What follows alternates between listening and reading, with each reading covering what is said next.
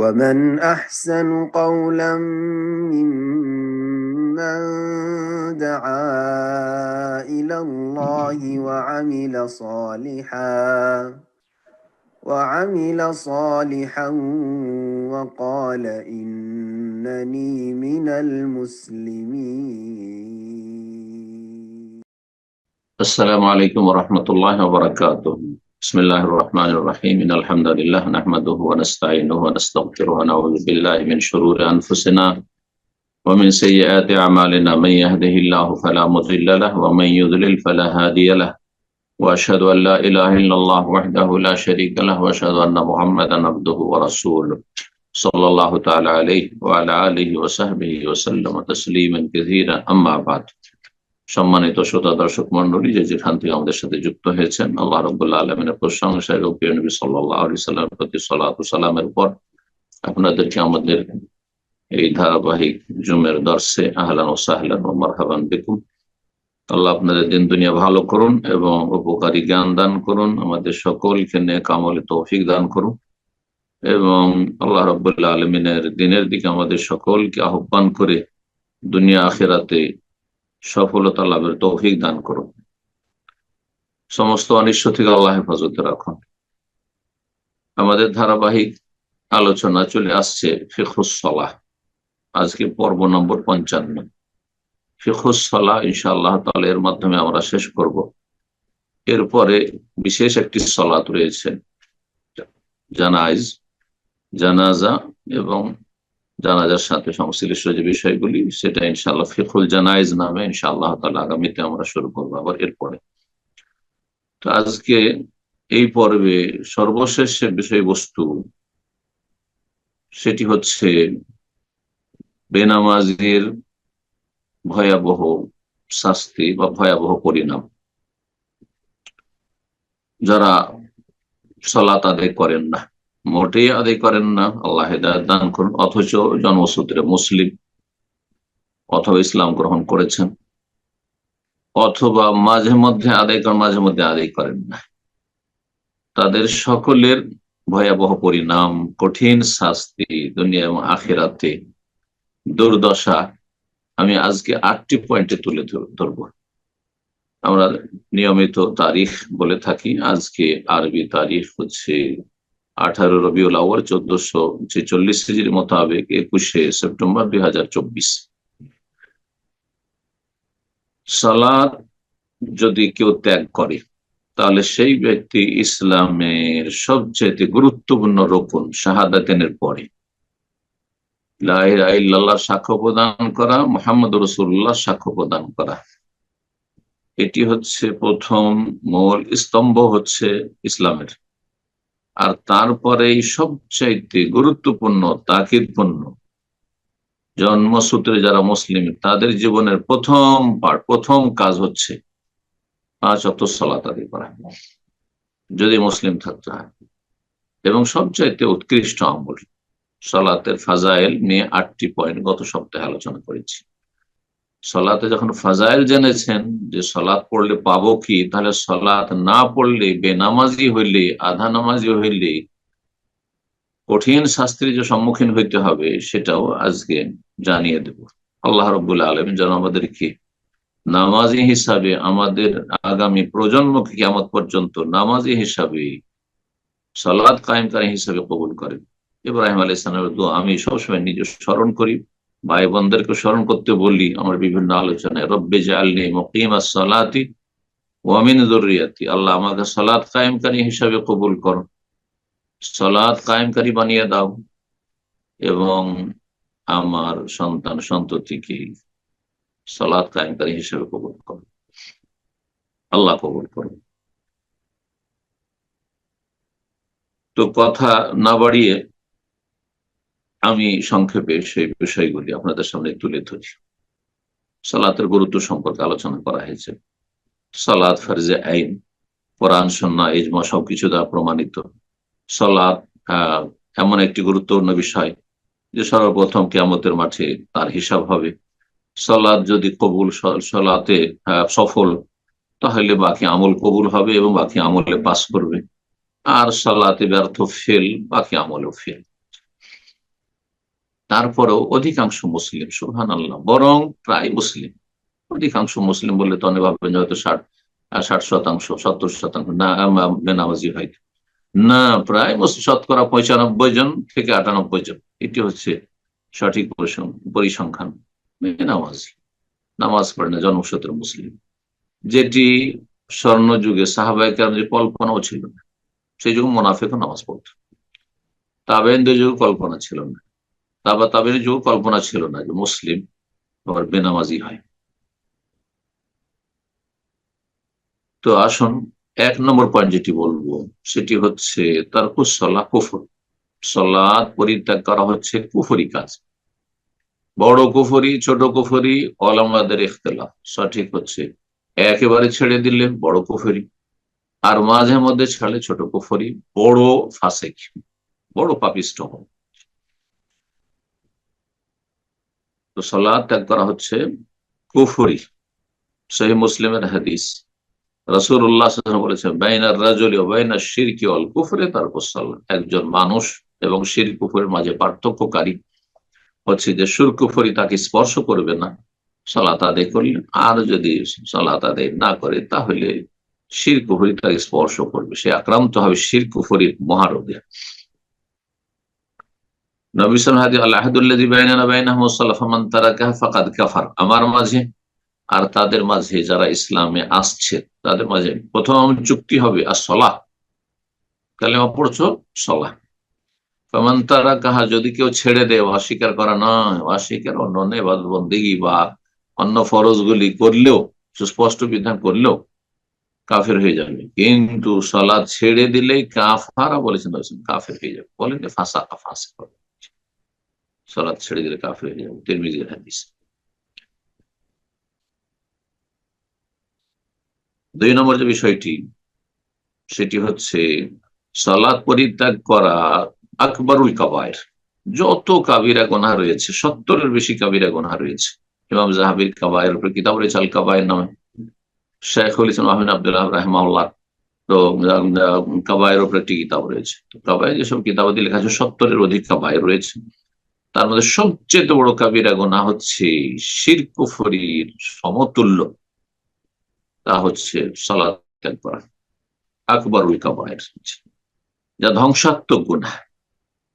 ইমাম ইবনে হাজম রাহিমাহুল্লাহ বলছেন, মুআখিরুস সালাত আন ওয়াক্তিহা সাহিবু কাবীরা, যেই ব্যক্তি সালাতকে তার সময় থেকে বিলম্ব করে, সালাত সময় পার হয়ে চলে গেল, আসর সূর্য অস্ত হওয়ার পরে পড়লো, ফজর পড়লো সূর্য ওঠার পরে, এইরকম সালাতের ওয়াক্ত পার করে দিল, এশার সালাত মাগরিব পরে ঘুমিয়ে গেল, এশার সালাত পড়লো ফজরের সময়, যারা ওয়াক্ত পার করে দেয় তারপরে যদি আদায় করে, এই এক। আর ওয়াতারিক হাবিল কুল্লি, আর যে ছেড়ে দেয়, এক ওয়াক্ত ছেড়ে দেয়, বলছেন কামান জানা ওয়া সারাক, এবং আল্লাহ বলছেন জেনাকারীর মতো, হ্যাঁ, চরিত্রহীন ব্যভিচারকারীর মতো, আর ওয়াসারাকা চোরের মতো।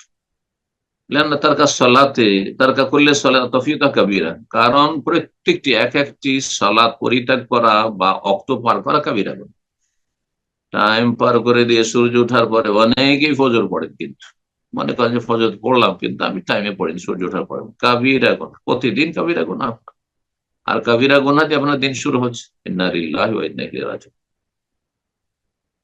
তারপরে বলছেন তিনি, ফাইন ফালাজা মাররাত, একবার করলে কাবিরা গুনাহ, যদি বারবার করে, প্রতিদিন এই কাবিরা গুনাহ করছে, ফাহমিন আহলিল কাবায়ের, তাহলে সে হচ্ছে যারা কাবিরা গুনাহকারী তাদের দলে শামিল, পাপিষ্ট কাবিরা গুনাহকারীদের দলে শামিল। ইল্লা ইয়াতু, তবে তওবার দরজা খোলা আছে, খালে সদর তওবা করে ফিরে আসে, সেটা আলাদা কথা। ফাইন লাজামা তারকাস সালাহ, আর যদি সে সব সময় সালাত ত্যাগ করে, পড়ে না, গোটা সপ্তাহ পড়ে না, মাসকে মাস পড়ে না, শুধু জুমাটা পড়ে, শুধু ঈদটা পড়ে, বলছে ফাহামি আল আখসারিন আল আশকি আল মুজরিমিন, তাহলে সেই ব্যক্তি সর্বাধিক ক্ষতিগ্রস্ত, সবচেয়ে বেশি হতভাগা, সবচেয়ে বড় অপরাধী, মুজরিম। জি, ফি জান্নাতি ইয়াতাসাআলুন আনিল মুজরিমিন, মুজরিমিন অপরাধী বলা হয়েছে কোরআন ভাষায় সূরা মুদ্দাসসির। জিজ্ঞাসা কর, মা সালাকাকুম ফি সাকার, জাহান্নামে কেন? তোমরা তো মুসলিম ছিলে, আমাদের পরিচিত ছিলে, গ্রামের লোক, কালু, প্রথম উত্তর হলাম না মিনাল মুসাল্লিন, আমরা নামাজ পড়তাম না। আল্লাহ হেফাজত করুন, আল্লাহ হেদায়েত দান করুন মুসলিম জাতিকে।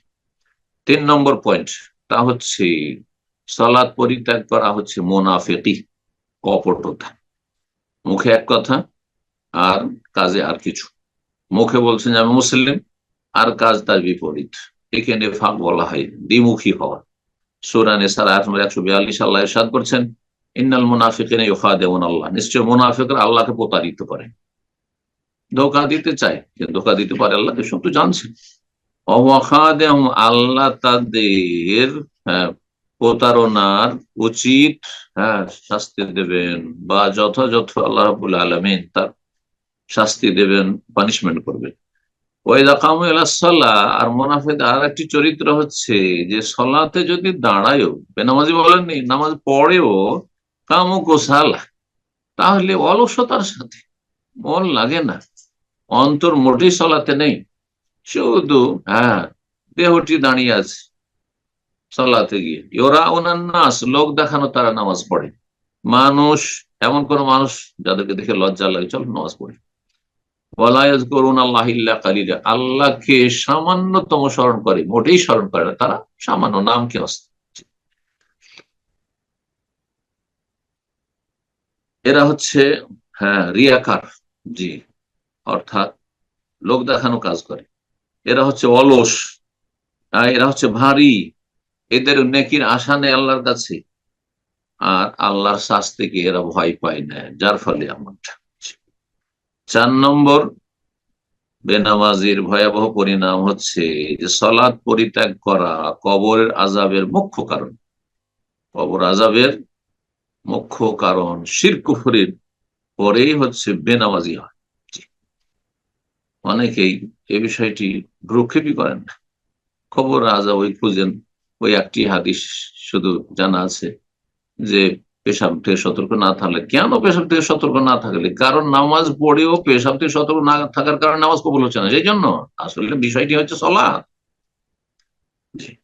আর ওই চুগলখড়ি, বাগিবত, এসব কথাবার্তা আমাদের সমাজে আছে, কিন্তু বেনামাজি হওয়াটা হচ্ছে কবর আযাবের মুখ্য কারণ।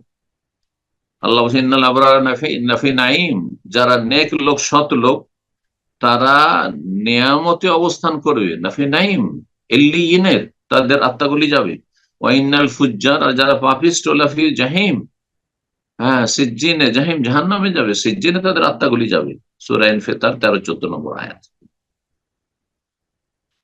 এই জন্য একটি হাদিস দ্বারা প্রমাণিত যে বেনামাজির সামনে তার পাপ, বেনামাজি হওয়ার পাপ কবরে তার সঙ্গী হবে, কবরের সঙ্গী হবে তার। রাসূলুল্লাহ সাল্লাল্লাহু আলাইহি সাল্লাম বলেন যে বেনামাজি পাপিষ্ঠকে যখন দাফন করা হয়, ওয়ায়াতিহি রাজুলুন কাবিহুল ওয়াজহ, তার কাছে একজন মানুষের রূপ ধারণ করে, একবারে ঘৃণিত মানুষ, একবারে ভয়ঙ্কর, যে বিকট চেহারা নিয়ে আসবে। কাবিহুস সিয়াব, তার কাপড়গুলিও খুব নোংরা হয়ে থাকবে। মুনতিনার রূহ, আর দুর্গন্ধ ছড়াবে, পচা সড়া গন্ধ আসছে।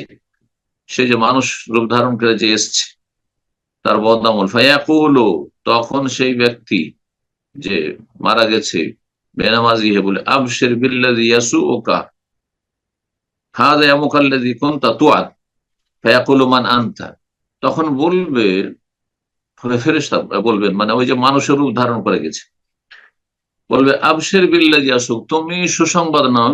সেটা ফেরেশতা নয়, সেটা হচ্ছে তার বদআমল, তার পাপ। তার পাপ যে মানুষের রূপ আল্লাহ ধারণ করিয়ে দিয়েছে, সেই পাপ মানুষের রূপ ধরে বলবে, তুমি এমন সংবাদ নাও আমার কাছ থেকে যা তোমাকে খারাপ লাগবে, কষ্টদায়ক সংবাদ তোমার জন্য। এই দিনেরই তোমাকে প্রতিশ্রুতি দেওয়া হয়েছে, বেনামাজির কঠিন শাস্তি রয়েছে কবরে, এই দিনের কথাই তোমাকে জানানো হয়েছিল। ফায়াকুলু, তখন এই মৃত ব্যক্তি পাপিষ্ঠ বলবে, মান আনতা, তুমি কি, চিনতে পারলাম না। আল্লাযী ইয়াজিউ বিশ-শার, তোমার চেহারা তো আমার জন্য যেন অনিষ্ট নিয়ে এসেছে।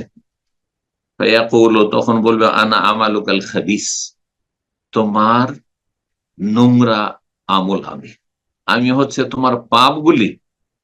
আর সালাত সম্পর্কে শুনলেন যে সালাত হচ্ছে আকবরুল কাবায়ের, সমস্ত কাবিরা গুনাহ বড় কাবিরা গুনাহ। হাদিসটি মুসনাদ আহমদের রয়েছে, আবু দাউদের রয়েছে, হাদিসের সনদ সহিহ। 5 নম্বর বেনামাজি পরিণাম হচ্ছে যে বেনামাজি যে হয় দুনিয়াতে সেই ব্যক্তি নোংরামিতে ডুবে থাকে, তার কুপ্রবৃত্তির গোলামিতে ডুবে থাকে। পক্ষান্তরে যে ব্যক্তি নামাজি হয় তার নামাজ, তার সলাৎ তাকে অশ্লীল কথা কাজ থেকে, নোংরামি থেকে, অন্যায় কথা কাজ থেকে বিরত রাখে। তাহলে নামাজি অশ্লীলতা থেকে, অন্যায় কাজ থেকে, নোংরামি থেকে হ্যাঁ বেঁচে থাকে। পক্ষান্তরে যে বেনামাজি সে নোংরামিতে ডুবে থাকে। দলিল সূরা মারিয়াম আয়াত নম্বর 59, আল্লাহ বলেছে ফাখালাফা মিন বা'দিহিম খালফুন, আগের লোকেরা ভালো মানুষ ছিল, তারা সালাত আদায় করত, তারা সালাফ ছিল। আর পরবর্তীকালে তাদের যারা উত্তরসূরি এসেছে, উত্তরসূরি যারা এসেছে তারা হচ্ছে অবাঞ্ছিত, অবাঞ্ছিত এমন লোকেরা তাদের পরে এসেছে আদাউস সালাত, যারা সালাতকে বিনষ্ট করেছে। ওয়াত্তাবাউস শাহওয়াত, এই সালাতকে ধ্বংস করার কারণে, উপেক্ষা করার কারণে, নষ্ট করার কারণে তারা কুপ্রবৃত্তির গোলাম হয়ে গেছে, কুপ্রবৃত্তির অনুসরণ করেছে। তারা তাদের নোংরামিতে ডুবে থেকেছে। ফাসাউফা ইয়ালকাউনা গাইয়া, সুতরাং তারা শীঘ্রই গাই নামক জাহান্নামের সম্মুখীন হবে। গাই জাহান্নামের একটি নাম। 6 নম্বর বেনামাজির ভয়াবহ পরিণাম যে যে ব্যক্তি সালাত ত্যাগ করলো সেই ব্যক্তি নিজের জীবনে মুসিবত নিয়ে আসলো, বড় মুসিবত নিয়ে আসলো, বড় বালা নিয়ে আসলো। নিজের বালা, নিজের মুসিবত নিজে ডেকে নিয়ে আসছে, নিজেকে সর্বনাশ করছে। এই মর্মে সহিহ বুখারীতে, সহিহ মুসলিম হাদিস রয়েছে, সহিহ বুখারী হাদিস রয়েছে মিনাস সালাতে সালাতুন, 5 ওয়াক্ত সালাতের একটি সালাত রয়েছে, মান ফাতাতু, সেই সালাত যদি কারো ছুটে যায়, মানে অক্ত পার করে দিল, ও তেরা ফাকান্নামা ও তেরা আহলুহু মা ও মালুহু, তাহলে যেন তার পরিবার, স্ত্রী, ছেলে মেয়ে এবং তার ধন সম্পদ সব ধ্বংস হয়ে গেল, সর্বনাশ ডেকে নিয়ে আসলো। এর চেয়ে বড় দুনিয়ার বালা মুসিবত কি হতে পারে যে একজন মানুষ শুধু একা বেঁচে আছে, তার বাড়ি ঘর শেষ, ধন সম্পদ যা ছিল সব শেষ হয়ে গেছে, আর তার স্ত্রী, ছেলে মেয়ে সবাই ধ্বংস হয়ে গেছে, মারা গেছে। আল্লাহ যদি আসমানি জমিনে এরকম আযাব আসে, আর এরকম দৃশ্যগুলি দেখছেন যে একা বেঁচে আছে, বলছে যে আমার কেউ নেই, আমার বাড়ি ঘর সব শেষ হয়ে গেছে, একবার নিঃস্ব হয়ে গেছে। যেই ব্যক্তি এই সালাতটি ছেড়ে দিল, 5 ওয়াক্ত সালাতের মধ্যে, সেই ব্যক্তির যেন তার পরিবার, ধন সম্পদ সবকিছু ধ্বংস হয়ে গেছে। সহিহ মুসলিম হাদিসে রয়েছে মান ফাতাতুল আসর, কারো যদি আসরের সালাত ছুটে গেল, আসরের নামাজ পড়লো না, সূর্য ডুবিয়ে দিল ব্যস্ততায় অথবা ঘুমিয়ে গাফেলুদিতে, সূর্য ডুবিয়ে দিল, অক্ত পার করে, ফাকান্নামা উতিরা আহলুহা মালুহু, যেন তার আহাল, স্ত্রী, ছেলে মেয়ে, পরিবার পরিজন আর ধন সম্পদ সব কিছু তার ছিনিয়ে নেওয়া হয়েছে বা ধ্বংস করে দেওয়া হয়েছে। এই জন্য তিরমিজিতে একটি হাদিস রয়েছে, এক হচ্ছে দুনিয়ার মুসিবত, পার্থিব জীবন মুসিবত, এক হচ্ছে দিনের মুসিবত। দিনের মুসিবত সবচেয়ে বড় মুসিবত। একজন মানুষের যদি দুনিয়ার সব শেষ হয়ে যায়, ইমানের অবস্থায় বেঁচে আছে, কিন্তু তার ধন সম্পদ সব ধ্বংস হয়ে যেত, এটা দুনিয়ার মুসিবত। দুনিয়ার মুসিবতের সাথে তুলনা করেছেন সবচেয়ে বড় দিনের মুসিবত। আর একজন মানুষের দিনই যদি হারিয়ে যায়, যে মরলে জাহান্নাম। যেই ব্যক্তির স্ত্রী, ছেলে মেয়ে সবাই শেষ হয়ে গেছে আর তার ধন সম্পদও শেষ হয়েছে, কিন্তু ইমান নিয়ে এখনো বেঁচে আছে, সে মরলে তো জান্নাত পাবে, জাহান্নাম থেকে রক্ষা পাবে, এবং এই মুসিবতে ধৈর্য ধারণ করলে তার উত্তম প্রতিদান পাবে। কিন্তু যেই ব্যক্তির দিন ধ্বংস হয়ে গেছে, সেই ব্যক্তি যদি 1000 বছরও বেঁচে থাকে, তবে শেষ পরিণাম, সে যেহেতু বেনামাজি, দিন ধ্বংস করেছে, সে জাহান্নামে যাবে, এতে কোনো সন্দেহ নেই। যার দিন নেই তার জন্য জাহান্নাম, জান্নাত নেই তার জন্য। এই যে নবী সাল্লাল্লাহু আলাইহি ওয়াসাল্লাম দোয়া শিখিয়েছেন, করেছেন, ওয়ালা তাজাল মুসিবাতানা ফি দীনিনা, আল্লাহ আমাদের দিনের ক্ষেত্রে তুমি বিশেষভাবে মুসিবত দিও না। আল্লাহ আমাদের দিনের মুসিবত থেকে বাঁচিয়ে রাখুন, দুনিয়ার মুসিবত থেকে বাঁচিয়ে রাখুন, কারণ আমাদের ইমান দুর্বল। দুনিয়ার মুসিবত আসলে হাহাকার অবস্থা হয়ে যাবে, আমরা ইমান অনেক সময় হারিয়ে দেবো, বড় ফিতনায় পড়ে যাবো। আল্লাহ তুমি আমাদের পরীক্ষা থেকে রক্ষা করো। 7 নম্বর বেনামাজির ভয়াবহ পরিণাম হচ্ছে যে সালাত পরিত্যাগ করলে শয়তান ওই ব্যক্তির ওপর, যেই পরিবার, যেই ব্যক্তি, যেই সমাজ, যে দেশের মানুষরা নামাজ পড়ে না, যেই জাতি নামাজ পড়ে না, বেনামাজি, তাদের ওপর শয়তানের আধিপত্য কায়েম হয়ে যায়, শয়তান ছেয়ে যায়, যার ফলে তারা আর শয়তানের অনিষ্ট থেকে আর রক্ষা পায় না। দুনিয়াও ধ্বংস হয়, শয়তান ধ্বংস করে, এই ইবলিস শয়তান, জিন শয়তান মানুষের দুনিয়াও ধ্বংস করে আর আখেরও ধ্বংস করে। সূরা যুখরুফ আয়াত নম্বর 36 আল্লাহ বলছেন, ওমাইয়া আশান যিকরির রহমান, যেই ব্যক্তি পরম করুণাময় রহমানের জিকির হতে, আর সালাত হচ্ছে সবচেয়ে বড় জিকির, ওয়ালা যিকরুল্লাহ আকবার,